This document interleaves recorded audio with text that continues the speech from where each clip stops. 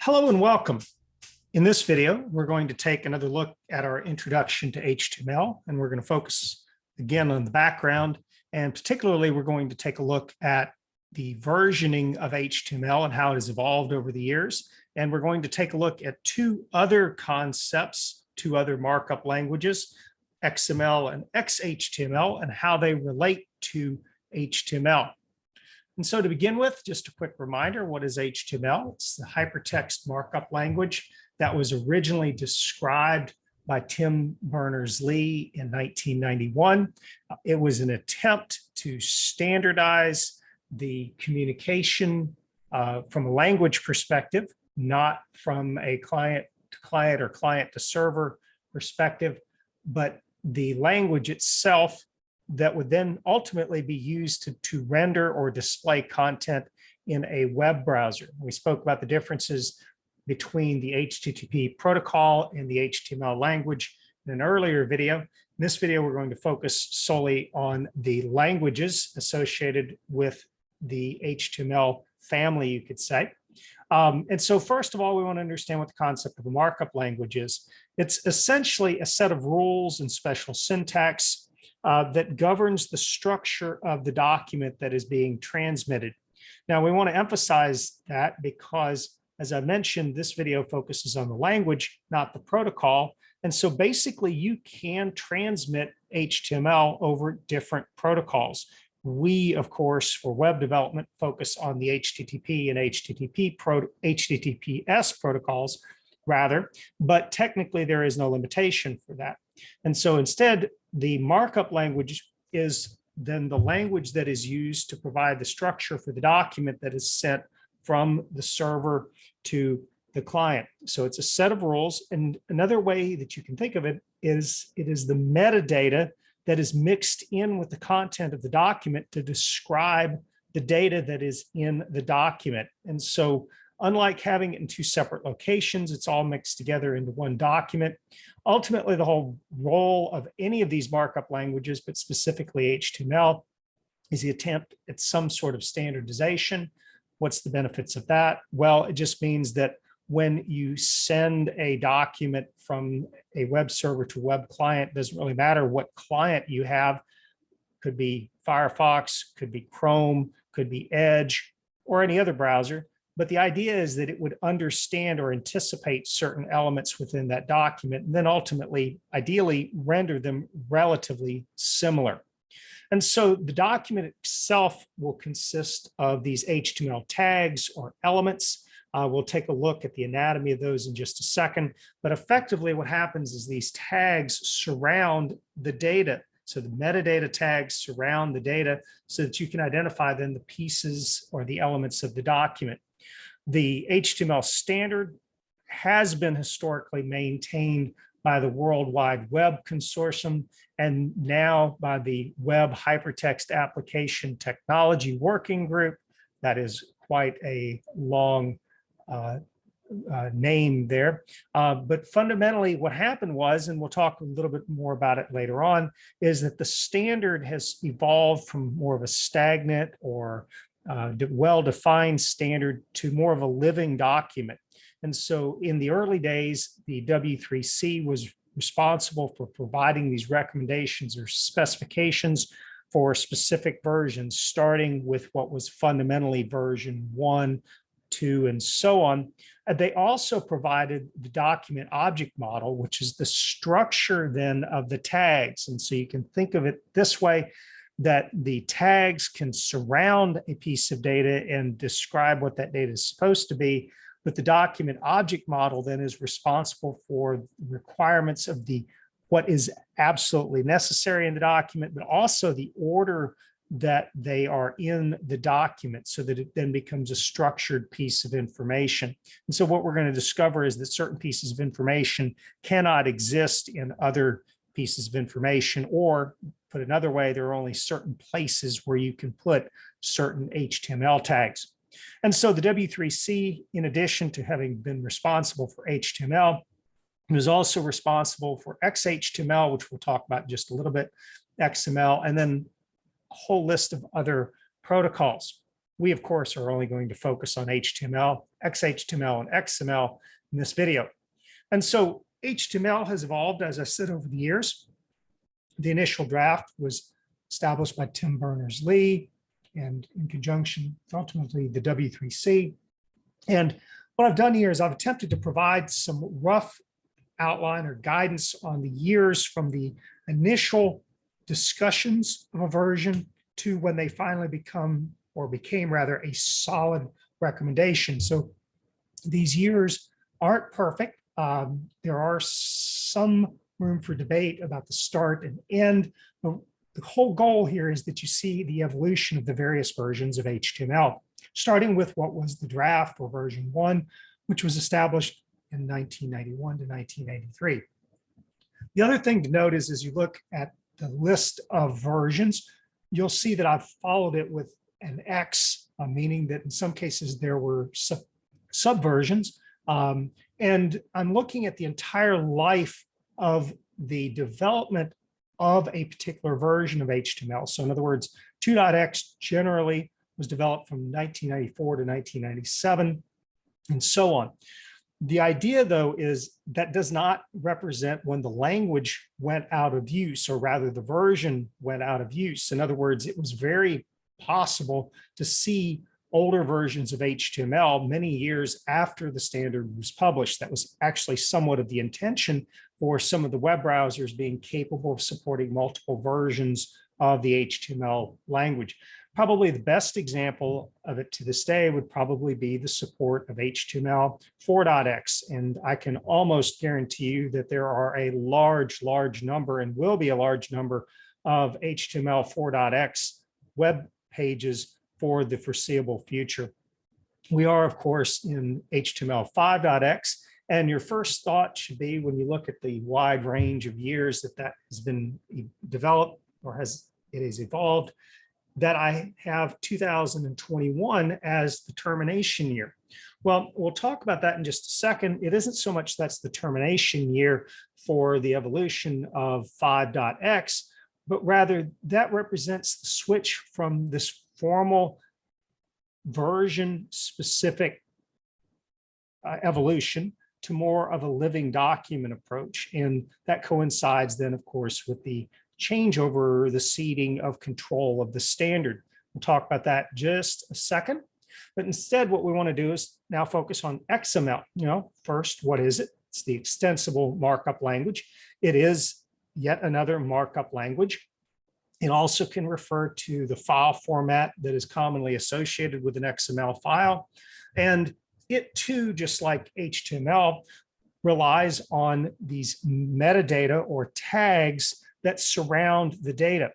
The big difference with XML is it is much more robustly defined in some ways. In other words, you must have an opening and closing tag that match, and they can be nested just like in HTML. The big difference, though, is you don't have an additional set of rules for a document object model. Now, more specifically, you can have multiple different types of document object model. In other words, depending on the type of data that you are describing, you can nest the elements in whatever order make sense. And so the idea is that in addition to the content in the XML file, you may also need to provide your end user with some rules as to the structure of that document. The language itself requires that for every opening tag, there must be a closing tag. And once again, the specifications are maintained by the W3C, although with the XML specifications, it's much looser as to the order of the tags and more focused on the structure of the document. So again, metadata tags to describe the data, allows for nesting, but the big advantage, of course, with XML, and you could argue pretty much the purpose behind XML at this point, is to enable serialization and streaming of data. Now, we're not going to focus a lot on this, but what you can imagine, for instance, is a server that needs to transmit data in a structured format to a client. XML is a great alternative. There is, of course, other options as well. We won't focus on it in this video, but JSON is a good example of that. But the idea is then that server can stream the data to the client, and the client will know that for every opening tag, it should ultimately expect to see a closing tag. And what that does is it allows for it to do some basic error checking once it's reached or received rather the complete document. Now, this can be used in conjunction with the XSD, which stands for the XML schema definition. We'll take a look at an example of that in just a second. And also the XSLT, which is a style sheet language transformation. That was a little bit of an attempt to add a view component to XML. In other words, you could provide this XSLT file along with your XML, and then it would allow for your browser or whatever piece of software then to display how you would view the data in the document. And then lastly, there is the XML query language, or rules rather, for how you can query a document. And that, of course, relies on the document object model for a specific set of XML files. So what is XHTML? Well, I think you can imagine that XHTML was the attempt to marry XML with HTML, and ultimately it is the extensible hypertext markup language. So why did we need that? Well, with the earlier versions of HTML, there was some ambiguity in how the browsers could display a given piece of information. Some of the tags were self-closing and so on. And a number of reasons led to the development of XHTML with the intention that you would take some of the benefits of XML, in other words, this more rigorous opening and closing structure of XML, and made it with HTML in the attempt of having a more consistent end user or client experience. Like HTML, it extends the idea of this markup language. So you could sort of think of XHTML as an extension of HTML, just with more rigorous rules. But ultimately, HTML won, or you could think of it as sort of a merger of the concepts. And just like with the HTML version history, I wanted to give you sort of a rough overview of the evolution of XHTML. And you could see that in a couple of the versions of it were actually just completely abandoned. And ultimately, the idea was that it was merged or married to the idea of HTML5, in that there is this XHTML5, with the intention being that it is more rigorously structured to benefit serialization, or to enable serialization between a server and a client, where you don't want to have the ambiguous tags, or you don't want to have a loose document object model. So how do you determine the differences between, or how do you leverage the differences between these? Well, one way to do that is to leverage a HTML or XHTML validation service. And I've provided you a link to one that is commonly used. The W3C provides the markup validation service. And I'm just going to show it real quick to you in the web browser. And you've got a couple of options here. You can validate by URI. In other words, that's just simply the address to your favorite website. You can also validate by file upload. And I have expanded in both cases the options tab here, or the options dropdown, so that you can choose the character encoding. In other words, if you want to use another language, as well as the document type. And you'll see that you've got all sorts of options with respect to validating HTML and XHTML, as well as some other formats down here at the bottom.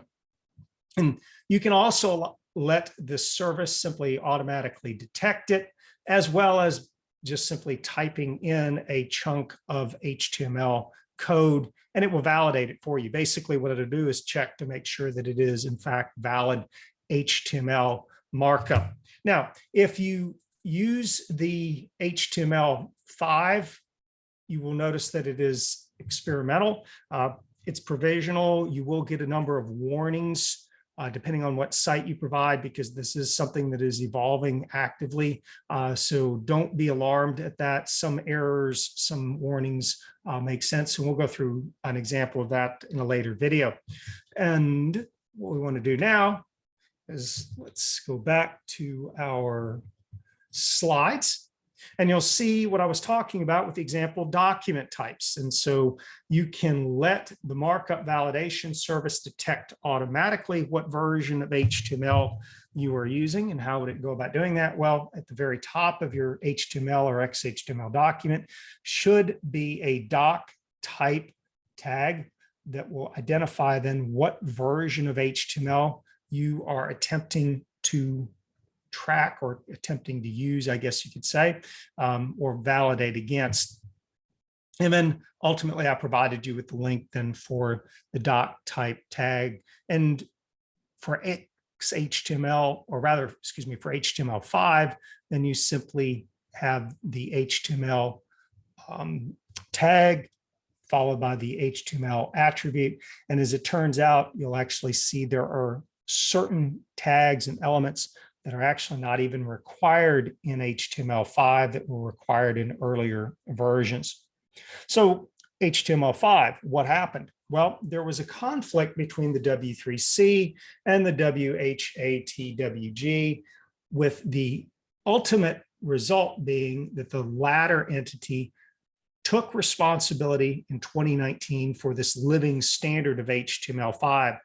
There isn't the idea anymore that we will wait for several years and then have recommendations for a specific standard and then suddenly all move to that standard. The idea is it was going to be a little more fluid. So some of the goals, as you can imagine, were more of an evolutionary response, a little bit quicker evolutionary response. Ultimately, one of the goals was less ambiguity in invalid markup handling. In other words, what would happen, for instance, if you got your tags out of order, that once again is back to sort of more regimented approach of XHTML. However, though, it is still encouraged that your web browser has some alternate view. If, for instance, a tag is missing, that it doesn't crash your web browser, and the web browser makes its best attempt to display your HTML, even if it is malformed.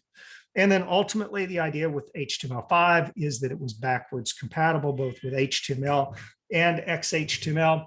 And ultimately, that is kind of a necessity. As you can imagine, it's not easy to migrate an entire web page over a website over immediately when a new version comes out. And so, as I mentioned earlier, there are and will be for many years a significant number of HTML4.x and possibly even earlier versions of HTML out there. And so you would want to have some sort of backwards compatibility and, more importantly, some sort of consistent behavior between the browsers for that backwards compatibility.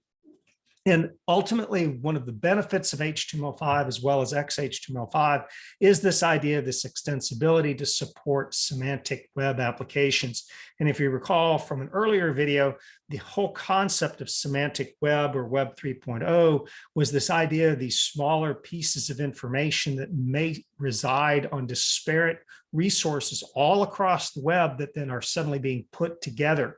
And this is one of the advantages of HTML5 and XHTML5 is the ability then to serialize these smaller pieces of data that may be embedded within a web page. A good example of that would be, for instance, the format that you put the hours for a business on a web page.